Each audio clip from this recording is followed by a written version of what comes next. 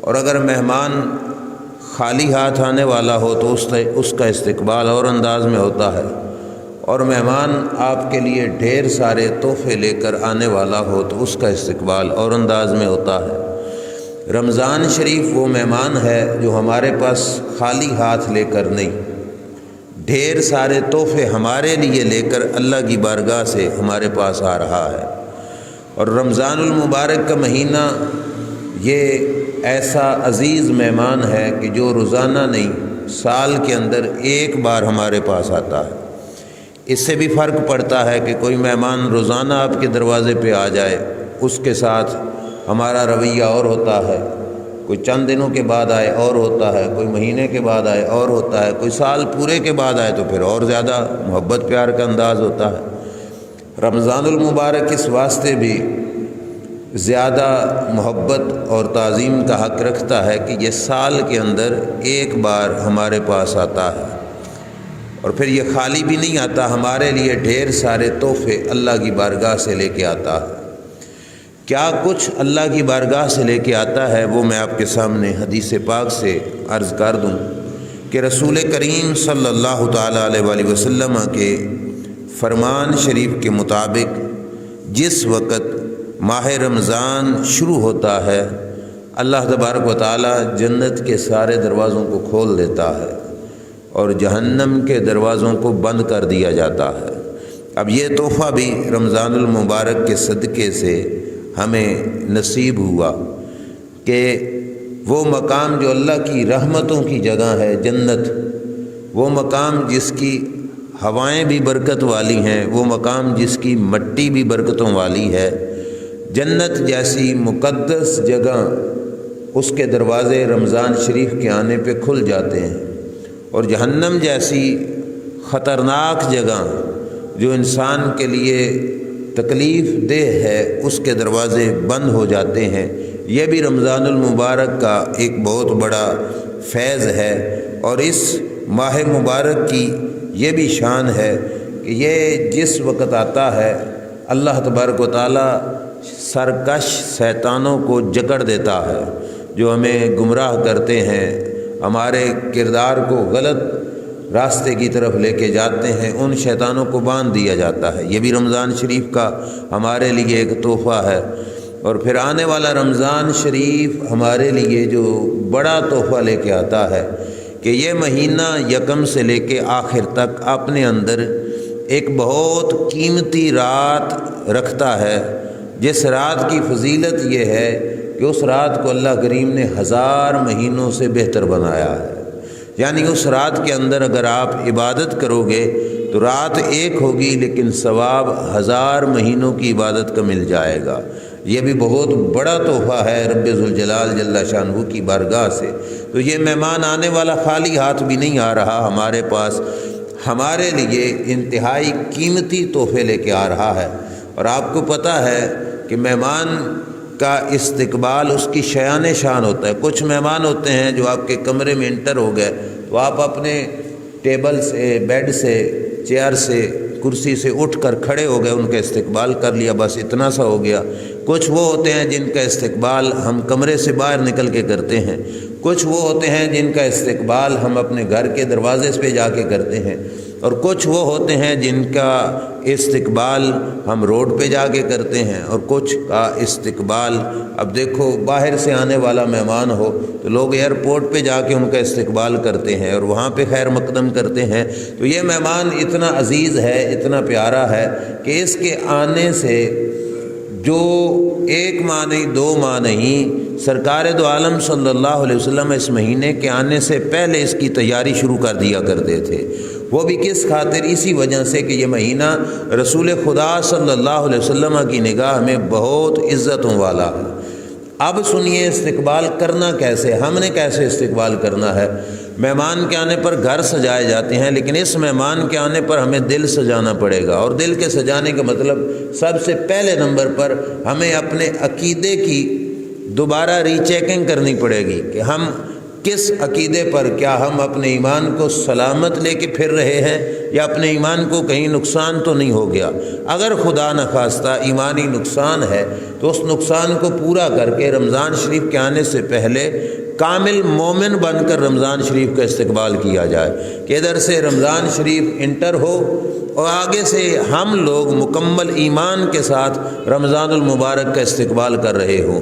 کیونکہ اس مہینے کے استقبال کے لیے یہ ظاہری تن کے کپڑے ستھرے ہونے نہیں، عقیدے کا ستھرا ہونا یہ لازمی ضروری ہے۔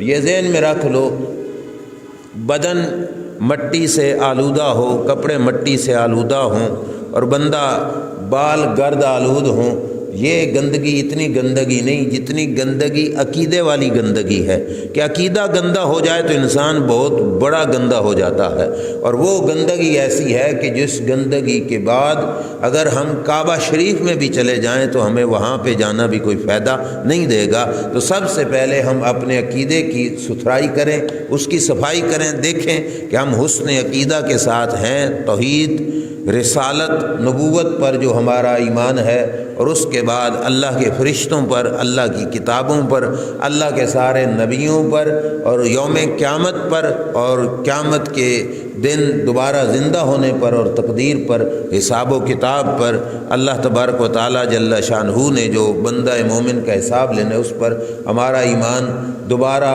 اس کو بندہ ریپیٹ کر لے اور اپنے ذہن کے اندر ان باتوں کو پختہ بٹھا لے۔ اور اس کے ساتھ ساتھ یہ ہے کہ انسان اپنے اعمال کے ساتھ بھی، حسن اعمال کے ساتھ رمضان المبارک کا استقبال کر رہا ہو۔ یہ نہ ہو کہ ادھر سے چاند نظر آ رہا ہو اور ہم کسی برے عمل کے اندر مبتلا بیٹھے ہوں، نہ چاند نظر آئے تو ہم اس وقت بھی اللہ کے حضور سجدہ ریز ہو رہے ہوں۔ چاند نظر آئے جس وقت رمضان المبارک کا تو ہماری جولیاں اس کی بارگاہ میں یوں پھیلی ہوئی ہوں، ہمارے ہاتھ کھلے ہوئے ہوں، ہم اس کی بارگاہ سے کچھ مانگ رہے ہوں، تو ادھر سے رحمتوں کے دروازے کھلیں گے، ادھر سے ہماری جولیاں پھیلی ہوئی ہوں گی، تو اللہ تبارک و تعالی رحمتوں کی خیرات عطا فرمائے گا۔ کہیں بدقسمتی سے ایسا نہ ہو کہ چاند نظر آئے اور ہم بازاروں میں پھر رہے ہوں، کوئی نشے میں دھت بیٹھا ہو، کوئی سینمے کی دہلیز پہ مست بیٹھا ہو، نہ ایسا نہ ہو۔ یہ مبارک مہمان ہمارے پاس آئے تو ہم اس کے انتظار میں اللہ کے حضور جولیاں پھیلا کے بیٹھے ہوں کہ رحمتوں کا ایک مہینہ ہمارے پاس آ رہا ہے۔ اس انداز کے اندر اس ماہ مبارک کا استقبال کیا جائے۔ اب یہ چند باتیں میں نے آپ حضرات کے سامنے عرض کی۔ اب اس کے بعد سنیے حدیث پاک جو اللہ کے رسول صلی اللہ علیہ وسلم نے اپنی امت کو رمضان المبارک کے استقبال کا طریقہ دیا۔ رمضان کے استقبال کا جو سبق سرکار نے پڑھایا، اور مزے کی بات یہ ہے کہ یہ حدیث جس میں سرکار دو عالم صلی اللہ علیہ وسلم کی تقریر مبارک یعنی خطاب مبارک موجود ہے، یہ خطاب حضور علیہ الصلوۃ والسلام کا 29 شعبان کو ہوا، بالکل رمضان شریف کے قریب، یعنی اگلا دن روزے کا ہونا تھا، اور 29 شعبان کو سرکار دو عالم صلی اللہ علیہ وسلم اپنے صحابہ کو یعنی اپنی پوری امت کو اس بات پر متنبہ کر رہے ہیں کہ آنے والا مہمان کتنا عزیز ہے اور اس کا استقبال کس انداز کے اندر ہونا چاہیے۔ سنیے، حضرت سلمان فارسی رضی اللہ تعالیٰ عنہ فرماتے ہیں، خطبنا رسول اللہ صلی اللہ علیہ وسلم فی آخر یوم من شعبان، کہ سرکار نے ہمیں شعبان کے آخری دن خطبہ دیا۔ اب اگلے سارے الفاظ عربی میں سرکار کی زبان مبارک والے وہ آپ کے سامنے پڑھوں گا، برکت بھی ہو جائے گی اور اس میں ہمارے لیے ترجمے سے سبق بھی مل جائے گا۔ اللہ کے رسول صلی اللہ علیہ وسلم نے پہلا جملہ بولا، یا ایھا الناس قد اظلکم شہر عظیم مبارک، اے لوگو تمہارے سر پر آ پہنچا وہ مہینہ جو بہت بڑا مہینہ ہے، وہ مہینہ جو بہت بڑا مہینہ ہے۔ اب مہینہ کتنے دنوں کا ہوتا ہے؟ 29 کا یا 30 کا؟ رمضان کا مہینہ اس سے زیادہ ہوتا ہے بھلا؟ کوئی 50 دن یا 60 دن کا تو نہیں۔ تو سرکار فرماتے ہیں بڑا مہینہ آ رہا ہے، تو سارے مہینوں کی جتنا مہینہ ہے تو بڑا کس اعتبار سے؟ ایک ہوتی ہے بڑائی گنتی کے لحاظ سے، اور ایک ہوتی ہے بڑائی ویلیو کے لحاظ سے، اہمیت کے لحاظ سے۔ گنتی میں اس کے دن بھی اس کے دنوں جتنے ہی ہیں، 29 ہیں یا 30 ہیں، لیکن اس کی بڑائی اہمیت کے اعتبار سے ہے کہ گویا سرکار بتا رہے ہیں کہ لوگوں تمہارے پاس ایک بہت بڑا مہینہ، کیا مطلب بڑی شان والا مہینہ تمہارے پاس آ رہا ہے، جس کی بڑی اہمیت ہے اللہ کی نگاہ میں بھی اور دین اسلام کی نگاہ میں بھی، وہ مہینہ تمہارے پاس آ رہا ہے۔ میں ایک ایک لفظ پہ بولوں تو وقت بہت کم ہے، لیکن لفظ عظیم پہ میں وضاحت کرنا ضروری سمجھتا ہوں۔ عظیم کا لفظ وہ ہے جو بولنے والے کے عظمت کو دیکھ کر اس کی عظمت کو سمجھا جاتا ہے۔ چھوٹا سا بچہ ہے 5 سال کا، آپ اس کے سامنے 5 کلو کا وہ باٹ رکھیں، پتھر وزن کرنے والا، اب 5 سال کے بچے کے لیے وہ پتھر 5 کلو والا بھی اٹھانا اوکھا ہے، تو اب وہ کیا کہے گا؟ یہ عظیم وزن ہے، مطلب بڑا ہی وزنی ہے۔ کیوں؟ دیکھو کہ بولنے والا کون ہے، 5 سال کا بچہ، تو اس کے اعتبار سے تو واقعی 5 کلو کیا ہے؟ عظیم ہی وزن ہے۔ ایک پہلوان ہے، اس کے سامنے 2, 2.5, 3, 4, 5 من بھی ہوں تو وہ اسے بھی عظیم نہیں کہے گا۔ جو منوں میں زیادہ تعداد کو پہنچے، کوئی 10 من کو پہنچے گا تو وہ پہلوان اسے کہے گا کہ یہ عظیم وزن ہے۔ ایک غریب شخص ہے، اس کے لیے 1000 روپے کی رقم بھی ایک عظیم رقم ہے، وہ کہے گا 1000 روپے بہت بڑی رقم ہے۔ اور ایک کروڑوں پتی ہے، اس کے لیے تو 1000 چھوڑو، 5, 10 ہزار، 20 ہزار بھی عظیم کوئی نہیں، وہ تو آرام سے ان کو خرچ کر سکتا ہے۔ اب یہ بات سمجھنے کے بعد آپ سمجھو کہ لفظ عظیم کہ بہت بڑا ہے، جب ہم سنیں گے تو پہلے دیکھیں گے بولنے والا کون ہے، بولنے والے کے اعتبار سے عظیم کی عظمت سمجھ آئے گی۔ اب جس ہستی نے رمضان المبارک کو عظیم کہا، وہ ہستی خود کتنی بڑی ہے۔ اگر ان کی عظمت کو دیکھو تو وہ اتنی عظمت والی ہستی ہے کہ جن کی نگاہ میں ساری دنیا کی دولت بھی قلیل ہے۔ اللہ نے قرآن میں کیا فرمایا؟ کل متاع الدنیا قلیل۔ اے محبوب صلی اللہ علیہ وسلم فرما دو کہ دنیا ساری کی ساری قلیل ہے، تھوڑی ہے۔ اور اللہ نے ہی اپنے محبوب کو فرمایا ہوگا نا، محبوب آپ فرما دو دنیا ساری کی ساری قلیل ہے، پر رمضان 30 دنوں کا بھی عظیم ہے۔ اب سمجھ آ گئی ہوگی آپ کو کہ لفظ عظیم کتنی عظمت رکھتا ہے، کیونکہ میرے جیسا بندہ کہتا کہ رمضان المبارک بڑا ہی مہینہ ہے، اب اس کی عظمت اتنی نہیں جتنی عظمت نبیوں کے تاجدار نے کہہ دیا کہ رمضان عظیم مہینہ ہے، بہت عظمتوں والا مہینہ ہے۔ تو اب اس کی عظمت بہت زیادہ نکھر کے ہمارے سامنے آ گئی۔ سرکار نے صرف عظیم نہیں کہا، بلکہ کیا کہا؟ شہر عظیم مبارک۔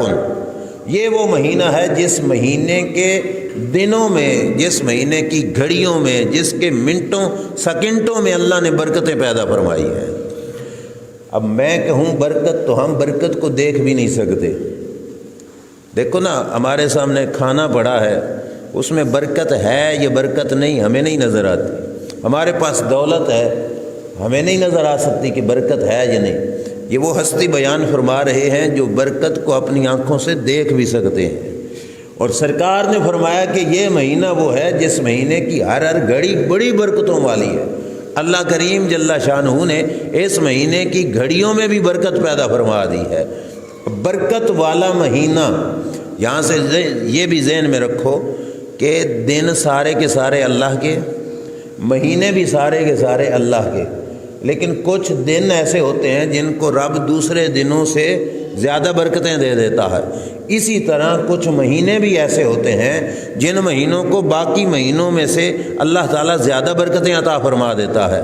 جیسے بندے سارے کے سارے ہی اللہ کے ہیں، لیکن کچھ بندے بابرکت بندے ہوتے ہیں، کچھ بندے منحوس بندے ہوتے ہیں، جہاں پہ بیٹھ جائیں وہاں پہ نحوست، اور کچھ اللہ کے ایسے بابرکت بندے ہوتے ہیں جہاں پہ ان کا قدم لگ جائے اللہ صدیوں بعد اس شہر کو بھی برکتوں سے نوازتا رہتا ہے۔ یہ اجودنت کا شہر جس کو آج پاک پتن شریف کہا جاتا ہے، اللہ کے ایک فقیر نے ڈیرے لگائے، اس کی برکتوں سے اللہ نے پورے شہر کو پاک پتن بنا دیا۔ یہ ہے کہ اللہ نے کچھ چیزوں میں برکتیں رکھی ہوتی ہیں۔ تو سرکار فرما رہے ہیں رمضان وہ مہینہ ہے جس کی گھڑیوں میں اللہ جل شانہ نے برکتیں رکھی ہیں، برکتوں والا مہینہ ہے۔ یہ آنے سے ایک دن پہلے سرکار اپنے غلاموں کو تیار کر رہے ہیں۔ آگے کیا فرمایا؟ برکت ہے فیہ لیلۃ خیر من الف شہر۔ فرمایا رمضان کی برکتیں دیکھنی ہوں تو یہی دیکھ لو کہ رمضان کی ایک رات ایسی ہے جو 1000 مہینوں سے افضل ہے، جس کو لیلۃ القدر کہا جاتا ہے۔ اللہ کریم جل شانہ نے کوئی مختص نہیں کر دی تھی کہ 14ویں کی رات لیلۃ القدر ہے، 15ویں کی، 21ویں کی، 25ویں کی، 27ویں کی، نہیں، اللہ نے مہینے کے اندر اس کو رکھ دیا، چھپا دیا، کیونکہ ڈن ہو جاتی یہ ہے تو لوگ کہتے چلو اس دن عبادت کر لیں گے باقی چھوڑو۔ اللہ نے فرمایا نہیں، چھپا کے رکھ دی دنوں کے اندر، تاکہ اس کے دنوں میں سے ہر دن، راتوں میں سے ہر رات کے اندر میرا بندہ تلاش میں لگا رہے، اور جو محنت کرے گا اللہ کریم اسے اجر ضرور عطا فرمائے، اسے وہ وہاں سے ضرور مل جائے گی۔ اس واسطے فرمایا رات ایک ایسی ہے جو 1000 مہینوں سے افضل ہے۔ جعل اللہ تعالی صیامہ فریضۃ، اللہ نے رمضان کے روزے فرض بنائے۔ وقیام لیلہ تطوعا، اور رات کا قیام جو تراویح کی شکل میں ہوتا ہے اس کو رب نے سنت بنایا۔ روزوں کی فرضیت، جو شخص عاقل ہے، بالغ ہے، مسلمان ہے، تندرست ہے، مسافر نہیں ہے، اس پر رمضان المبارک کا روزہ فرض ہے۔ اور یہ وہ فرض نہیں کہ جیسے فرض کفایہ ہوتا ہے جنازے والا، کہ محلے میں سے کسی ایک نے بھی ادا کر دیا تو سب کی جان چھوٹ گئی۔ یہ فرض کفایہ نہیں، فرض عین ہے۔ مطلب یہ ہے کہ ہر بندے پر اپنا اپنا روزہ رکھنا یہ فرض ہے، اس کے ذمہ لازمی ہے۔ اور یہ سال کے اندر ایک مہینے کے چند دنوں میں اللہ تبارک و تعالی ہمارے بدن کی زکوٰۃ لیتا ہے کہ اپنے بدن کی زکوٰۃ دو۔ ایک مہینہ تم نے فقط دن کے وقت، وہ بھی نہیں کہ پورے کا پورا مہینہ نہیں، فقط دن کے وقت اللہ کی رضا کے لیے اپنے پیٹ کی خواہش کو اور اپنے نفس کی خواہش کو روک کے رکھنا ہے۔ طلوع صبح صادق سے لے کے غروب آفتاب تک، سورج کے ڈوبنے تک اپنے آپ کو روک کے رکھنا، اس کو روزہ کہا جاتا ہے۔ اور یہ ذہن میں رکھنا کہ بعض زکام ہو جانے سے روزے کی چھٹی نہیں ہو جاتی، ذرا سا سر میں درد ہے تو روزے کی چھٹی نہیں، اس معاملے میں نہیں۔ بڑی بڑی مشقتوں کے کام کرنے والے لوگوں نے بھی روزے رکھے۔ اہمیت اگر آپ سن لو گے تو پتہ چل جائے گا۔ سرکار دو عالم صلی اللہ علیہ وسلم نے فرمایا جس بندے نے رمضان کا ایک روزہ بھی جان بوجھ کر چھوڑ دیا، جب تک یہ دنیا قائم ہے، اللہ اگر اسے دے اتنی لمبی زندگی اور وہ ساری زندگی بھی روزے رکھتا رہے نا، تو ساری زندگی کے روزوں کا ثواب اتنا نہیں ہوگا جتنا رمضان کے ایک روزے کا ثواب ہے۔ اب ثواب پانے کے لیے پوری زندگی رکھے روزہ، تو جو ایک رہ گیا نا رمضان شریف کا، اس ایک کی برابری نہیں ہو سکتی۔ یہ سرکار دو عالم صلی اللہ علیہ وسلم نے فرمایا۔ اور یہ بھی سنو کہ روزہ صرف زبان کے کھائیں پیئیں نہیں، اس چیز کا نام نہیں۔ کھانے پینے سے روکنا ہو نا تو بندہ جانور کو بھی روک لیتا ہے، اس کے کھرلی جو ہوتی ہے چارے والی، اس کو سائڈ پہ باندھ دو، سارا دن اسے نہ کچھ کھلاؤ نہ پلاؤ، تو پھر اس کا بھی کیا روزہ بن جائے گا؟ نہیں، روزہ اس کا نہیں بنے گا۔ میرے نبی علیہ الصلوۃ والسلام نے فرمایا جس بندے نے زبان سے جھوٹ بولنا ترک نہیں کیا اور بری بات زبان پہ لانا اس کو چھوڑا نہیں، اللہ کو پھر اس کے روزے کی کوئی ضرورت نہیں۔ ادھر سے روزہ بھی رکھ لے اور زبان پہ گالیاں بکتا رہے، زبان کے ساتھ جھوٹ بھی بولتا رہے، پھر اس کے پیٹ کی خواہش یعنی روٹی پانی چھوڑ دینے کا کوئی فائدہ نہیں ہے۔ روزہ فقط زبان کا نہیں، روزہ آنکھ کا بھی ہوگا، روزہ دل کا بھی ہوگا، روزہ کان کا بھی ہوگا، روزہ جسم کے ہر حصے کا ہوگا۔ یہ رمضان المبارک کے استقبال میں آتا ہے کہ آنے والے مہمان کی عزت اسی انداز میں ہے کہ وہ ہمارے لیے ڈھیروں تحفے لے کے آ رہا ہے، اور آنے والا مہمان ہم سے چاہتا ہے کہ جب میں آؤں تو جب تک دن رہیں، دن کے وقت یہ میرے میزبان نہ کچھ کھائیں نہ کچھ پئیں، نہ کسی کے ساتھ کوئی غلط رویہ، نہ غلط زبان، نہ غلط نگاہ استعمال کریں، اپنے نفس کی خواہش اور زبان اور پیٹ کی خواہش سے رکے رہیں، یہ مہمان چاہتا ہے۔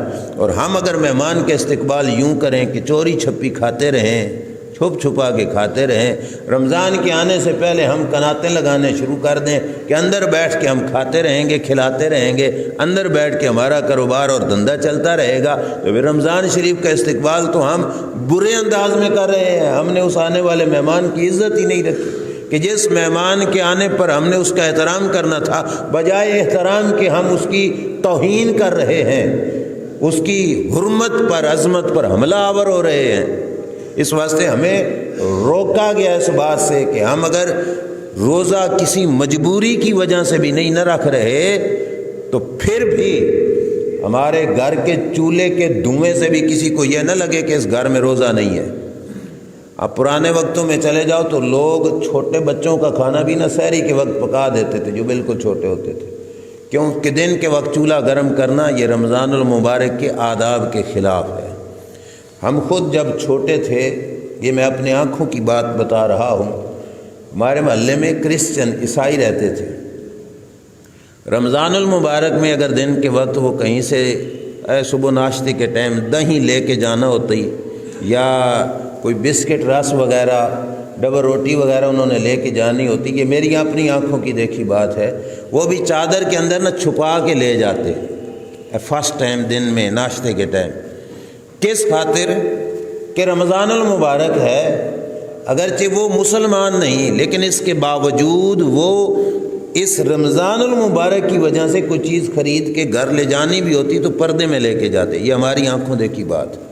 لیکن اس وقت یعنی ابھی کچھ سال ہی گزرے ہیں، وہی لوگ سرعام سگریٹیں پی رہے ہوتے ہیں روڈوں پہ، گلیوں پہ، اور چیزیں سرعام لے کے جا رہے ہوتے ہیں۔ قصور کس کا؟ ہمارا اپنا ہے کہ جب ہم نے کلمہ پڑھ کے احترام نہیں کیا تو غیروں نے کیا کرنا تھا؟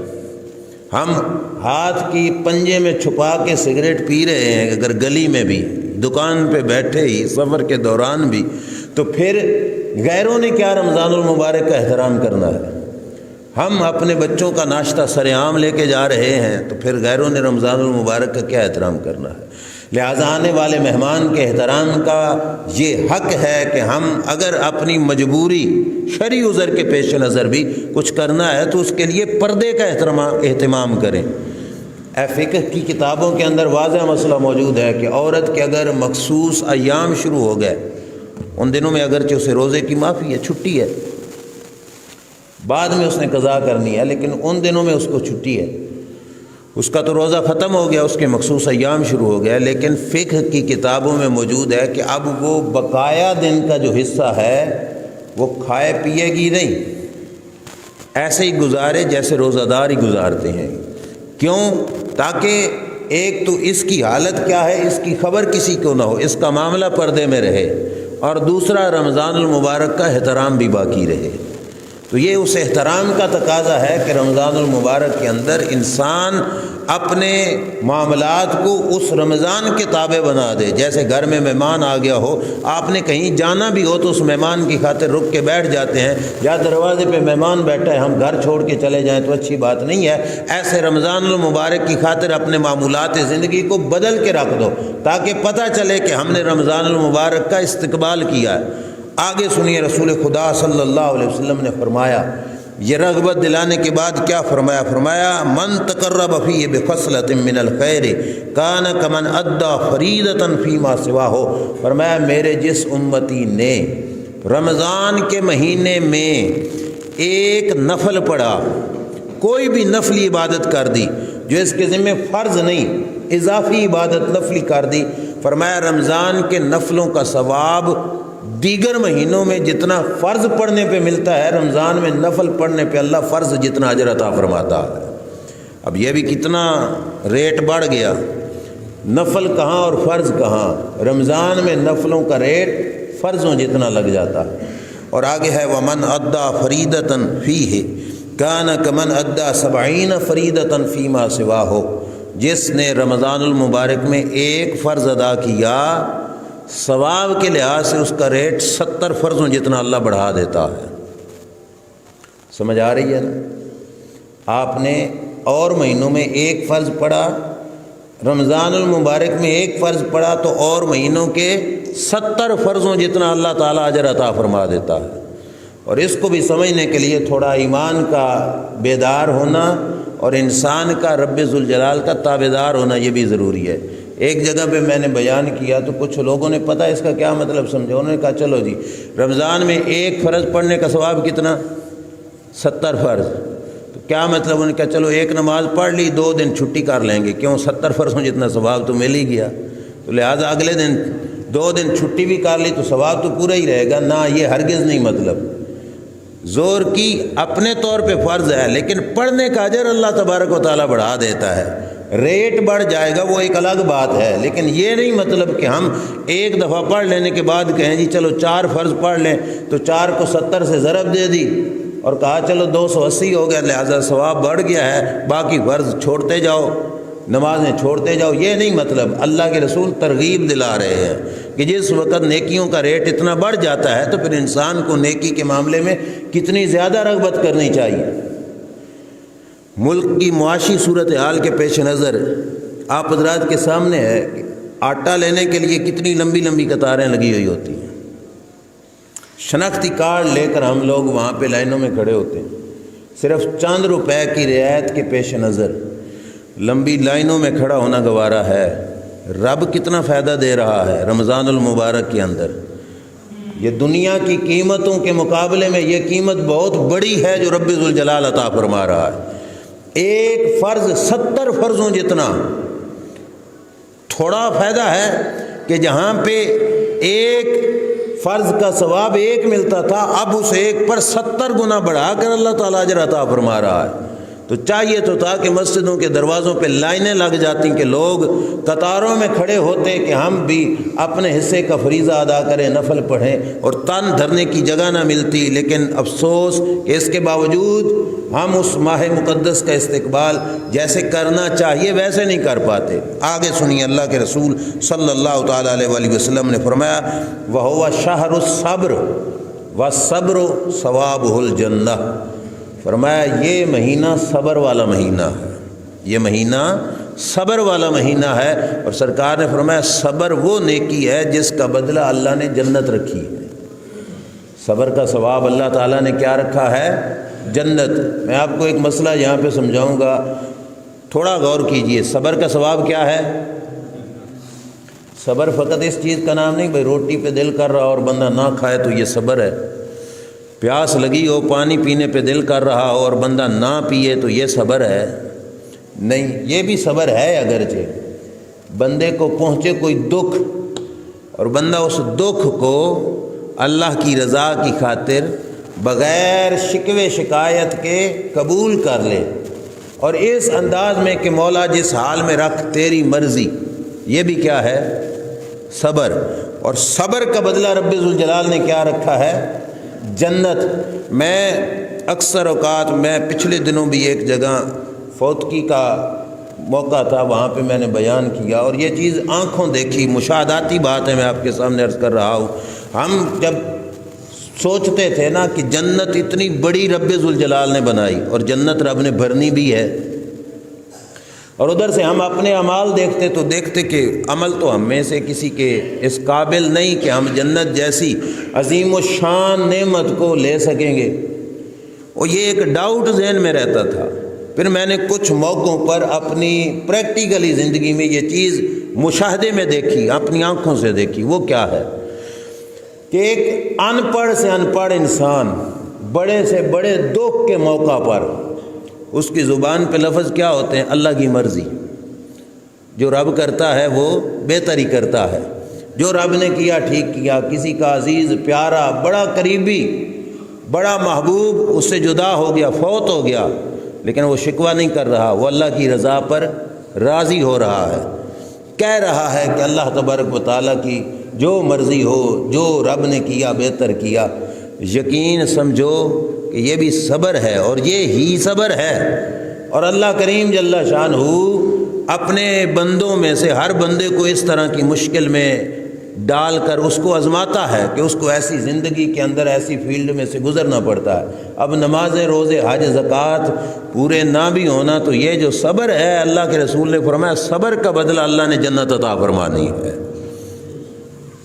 میں اس جنازے پہ پہنچا ہمارے اپنے علاقے میں، جوان بیٹا غریب انسان تھا، اس کا فوت ہو گیا۔ اور جنازے میں جو شریک لوگ تھے ان میں سے ہر ایک کی آنکھ جو تھی وہ اشک بار تھی، آنسو بہہ رہی تھی۔ بالکل چارپائی کے پاس جس وقت میں پہنچا تو اس کے والد کے یہ الفاظ تھے، جوان بیٹا جس کا چلا گیا، یوں ہاتھ میت کی جانب کر کہتے جی مجھے کہتے استاد جی اللہ دا مال سی تے اللہ نے لے لیا۔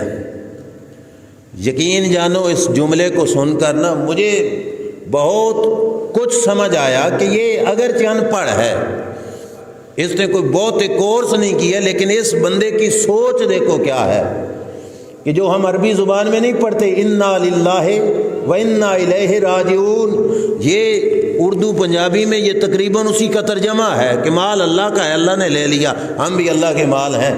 اور جب اسے ہم ملے تو وہ رو بھی رہا تھا اور ساتھ کہہ رہا تھا جی میں راضی ہوں جو کچھ رب نے کیا ہے، میں اس سے کوئی شکوہ شکایت نہیں، بلکہ میری طلب یہ ہے کہ وہ رب مجھ سے راضی ہو جائے۔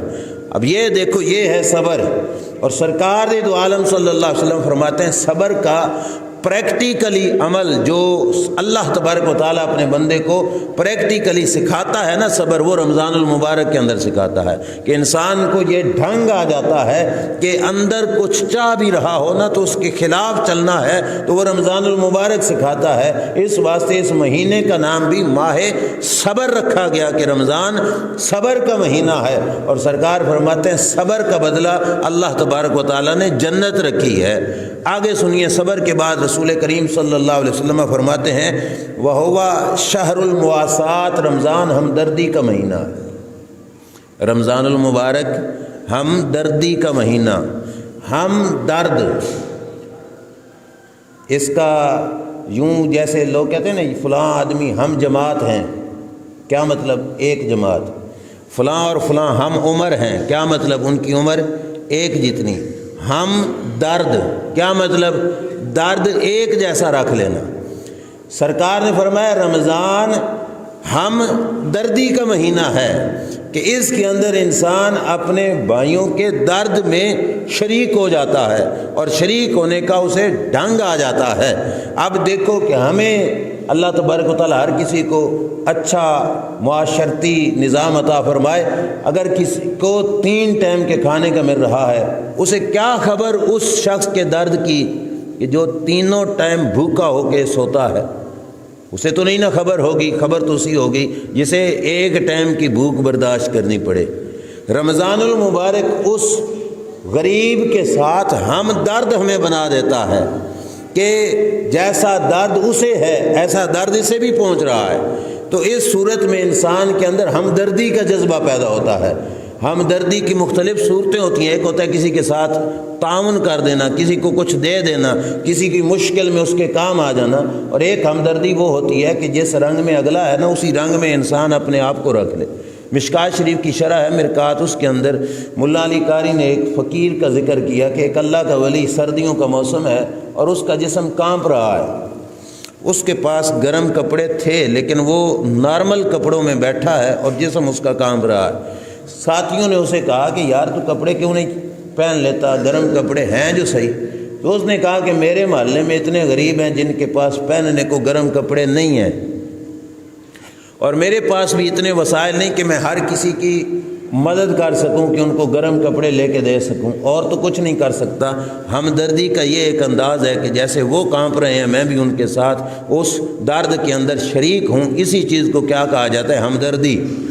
سرکار نے فرمایا رمضان ہمدردی کا مہینہ ہے۔ رمضان المبارک انسان کو ہمدردی کا سبق سکھاتا ہے کہ لوگوں تمہیں جو مشکل ہے، انسان اس مشکل کی گھڑی میں اپنے دوسرے مسلمان بھائیوں کی مشکل کو اچھے طریقے کے ساتھ سمجھ سکتا ہے، اور اسے پتہ چل جائے گا کہ مشکل کس رنگ کی اور مشکل کو برداشت کرنا کتنا اوکھا ہوتا ہے۔ سرکار نے فرمایا یہ ہمدردی کا مہینہ ہے۔ آگے سنیے، وَشَهْرٌ يُزَادُ فِيهِ رِزْقُ الْمُؤْمِنِ، فرمایا یہ وہ مہینہ ہے جس مہینے میں اللہ مومن کا رزق بڑھا دیتا ہے، مومن کا رزق بڑھا دیتا ہے۔ بڑی سوچنے والی بات ہے۔ اب ہمارا دین ہمیں کئی پہلوؤں سے سبق دیتا ہے۔ آگے پیچھے اگر 3 ٹائم کا پکتا ہے تو رمضان میں کتنا؟ 2 ٹائم ہو گیا، تو رزق تو کم کر دینا چاہیے تھا، کیونکہ 1 ٹائم الٹا کم ہو گیا ہے۔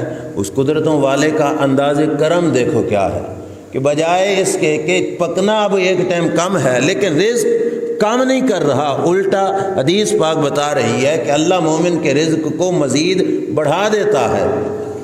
ٹائم ایک گھٹا دیا، رزق بڑھا دیا، اس کی وجہ کیا ہے؟ اس میں حکمت کیا ہے؟ رب چاہتا کیا ہے؟ اللہ تبارک و تعالیٰ بتانا چاہتا ہے کھانا تو نے ایک ٹائم کا روک لیا، رزق میں نے تیرا بڑھا دیا تاکہ تیرے اندر یہ جذبہ پیدا ہو کہ تجھے کھانے کا مل رہا ہے تو اپنے ساتھ کسی اور کو شریک کر لے، کہ اللہ نے تیرے رزق میں برکت پیدا کر دی، زیادہ کر دیا ہے، تو تیرے رزق میں تیرے مسلمان بھائی کا جو حصہ ہے وہ اس تک پہنچ جائے۔ اپنی ہمدردی، اپنا صبر دکھاتے ہوئے اپنے مسلمان بھائی تک اس کا حق پہنچا اور اس کو بھی اپنے کھانے کے اندر شریک کر، کیونکہ اسی جملے کے ساتھ ہی حضور کی تقریر کا فوراً جو ساتھ جملہ ہے وہ یہ ہے کہ میرے نبی علیہ الصلوۃ والسلام نے فرمایا من فطر صائما کان له مغفرۃ لذنوبہ وعتق رقبۃ من النار وکان له مثل اجرہ من غیر ان ینقص من اجرہ شیء۔ سرکار نے فرمایا جس بندے نے رمضان میں ایک روزے دار کا روزہ افطار کروایا، وہ ایک ٹائم کی افطاری اس کے گناہوں کی معافی بن جائے گی۔ ایک ٹائم کی افطاری اس کے گناہوں کی معافی بن جائے گی، یعنی یہ افطاری ریموور کا کام کرے گی، اس کے گناہوں کو مٹا دے گی۔ ایک ٹائم کی افطاری سے اللہ تبارک و تعالیٰ اس کے گناہوں کو مٹا دے گا۔ اور آگے کیا ہے؟ گناہوں کی معافی، اور اس کی گردن کو اللہ جہنم سے آزاد فرما دے گا، یہ جہنم سے بری ہو جائے گا۔ اور تیسرا انعام کیا ہے؟ سرکار فرماتے ہیں جتنا اجر روزہ رکھنے والے کو ملے گا نا، اللہ اتنا ہی اجر افطار کرانے والے کو بھی عطا فرمائے گا۔ اتنا ہی اجر اللہ تبارک و تعالیٰ افطار کرانے والے کو بھی عطا فرمائے گا۔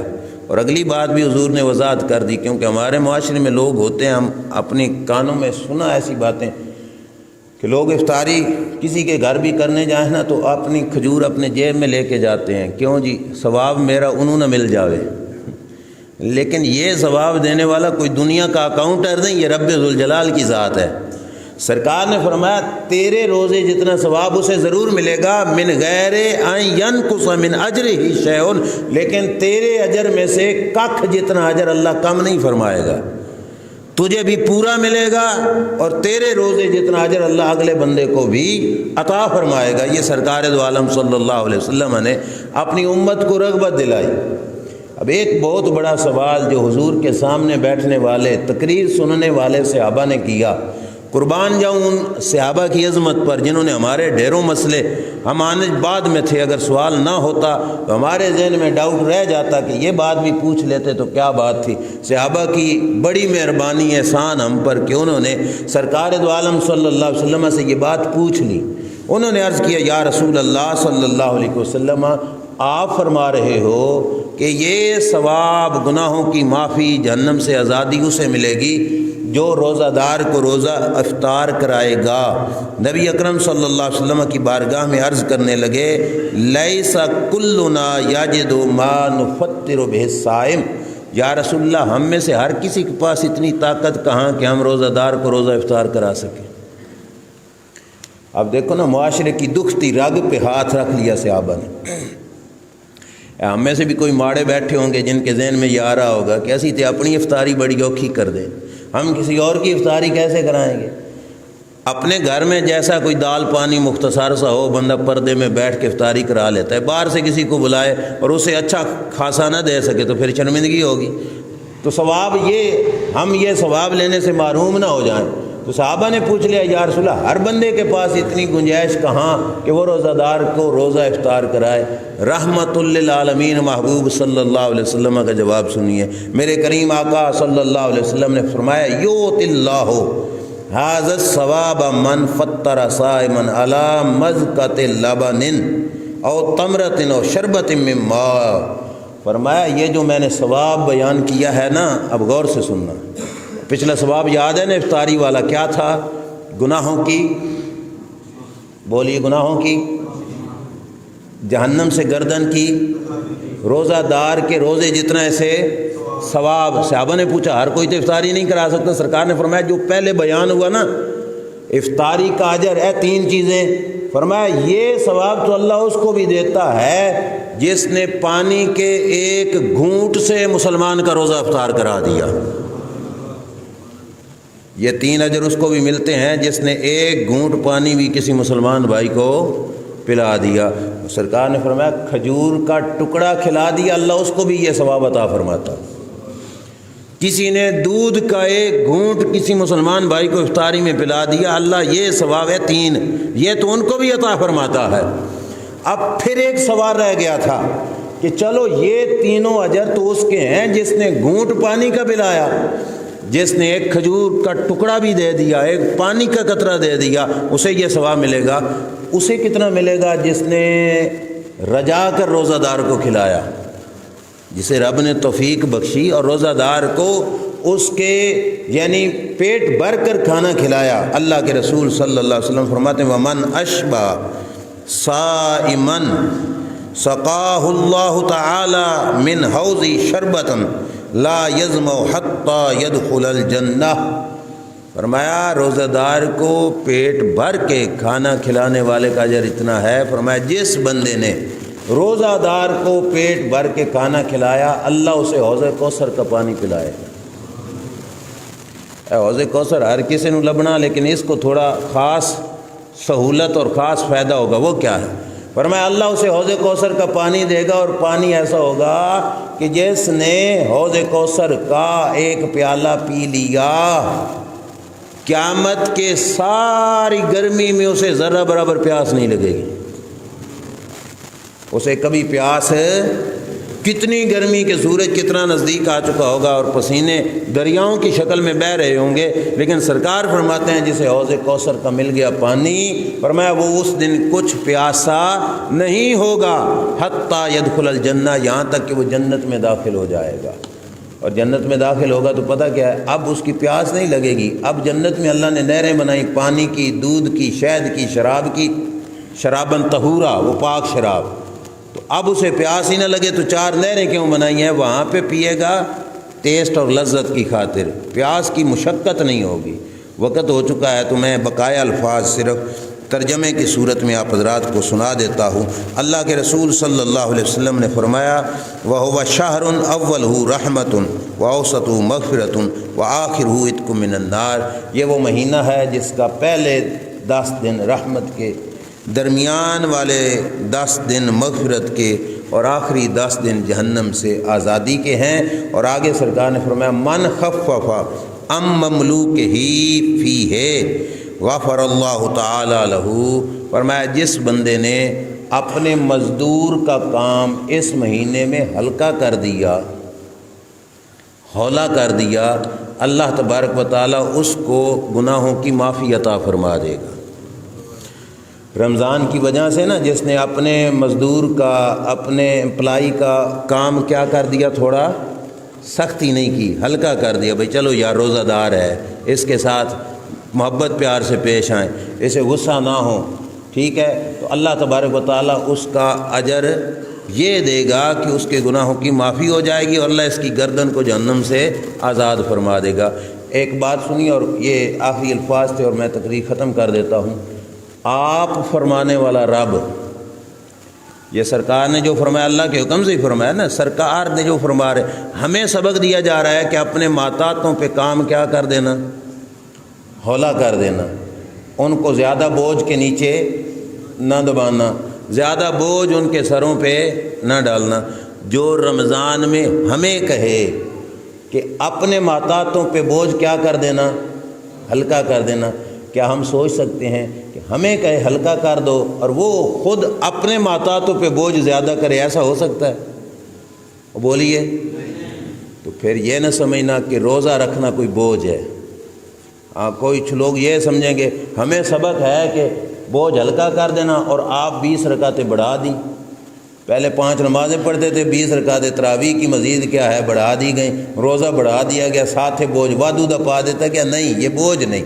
وجہ یہ ہے کہ وہ جو کرتا ہے اپنے بندوں کی بھلائی کا انتظام کرتا ہے، اس نے جو رکھا اپنے بندوں کے فائدے کے لیے رکھا ہے۔ جو ہمیں سبق دے رہا ہے کہ اپنے ماتاتوں کا بوجھ ہلکا کر دینا، اس نے اپنے بندوں پر بوجھ ہلکا ہی کیا ہے۔ کیوں؟ کیونکہ آگے پیچھے باقی دنوں میں جہاں پہ بہتا ٹل لگا کے معافی مانگتے تو معافی ملنی تھی، رمضان المبارک میں ہلکا سا آنسو بہا دیا تو اللہ ڈھیروں ہی رحمتیں عطا فرما دے گا۔ اس نے تو بوجھ ہلکا کر دیا ہے اپنے بندوں پر۔ اور دیکھو پہلے حدیث پاک میں لفظ آیا کہ مومن کے رزق میں اضافہ کر دیا جاتا ہے، ساتھ یہ بھی بتا دیا کہ یہ ہمدردی کا مہینہ ہے، ساتھ یہ بھی بتا دیا کہ اپنے غریب بھائیوں کا دھیان رکھنا، کہ یہ نہ ہو کہ فقط ہمارے اپنے دسترخوان سجے ہوں اور ہمیں آس پاس کے کسی کا پتہ ہی نہ ہو کہ کوئی کس رنگ کے اندر روزہ افطار کرا رہا ہے۔ نہیں، اس کی افطاری کا انتظام بھی کرنا، جس کو رب نے توفیق دی ہو، تھوڑے سے تھوڑا ہو جائے تو اس میں بھی حرج نہیں۔ اور یہ مسئلہ عرض کرنا ضروری سمجھتا ہوں، پھر میں بات ختم کروں گا۔ افطاریوں کے موقع پر بھی اپنے رشتہ دار اور اپنے دوست ہی صرف طلب کر لینے کہ وہی آئیں اور غریبوں کو دھکے دیے جائیں، یہ بڑی غلط بات ہے۔ نہ، اگر افطاری کا ذہن بن گیا ہے تو اپنے معاشرے میں چیک کرو، جس کا روزہ ہو وہ آپ کے ساتھ بولتا ہے، بھاویں نہیں بولتا، اس کا تیرے ساتھ تعلق ہے تو بھاویں نہیں ہے، تمہارے ساتھ وہ ہنس کے بولتا ہے یا نہیں بولتا، روزہ رکھا ہے نا، اسے بلا لو اپنے گھر افطاری پہ، ثواب تمہیں ملے گا، ٹھیک ہے۔ یہ نہ ہو کہ تم بہت بڑے ہو تو تم کہو بس ہمارے گھر بڑے لوگ ہی آئیں، تمہارے لوگ ہمارے گھر کیوں آئیں، تو بڑیاں افطاریاں بھی بڑے ہی کھا کے جائیں تو پھر فائدہ نہیں ہے۔ اس موقع پر بھی یاد انہی کو رکھو جس نے روزہ رکھا ہے، اور جس کے عمل شریف کے اندر جس نے اپنے کردار کے ذریعے اس ماہ مبارک کا احترام کیا ہے، اس کے ساتھ یہ اس نے سلوک کرو۔ استقبال رمضان کا یہی مطلب بنتا ہے کہ ہم اس ماہ مبارک کے آنے سے پہلے مکمل طور پہ تیار ہو جائیں، اور جب وہ آئے مہینہ تو ہماری جھولیاں پھیلی ہوئی ہوں اور رحمت اللہ تبارک و تعالیٰ کی ہماری جھولیوں میں پڑ رہی ہو۔ اللہ تعالیٰ اس ماہ مقدس سے ہم سب کو فیض یاب ہونے کی توفیق عطا فرمائے۔ وآخر دعوایا ان الحمد للہ رب العالمین۔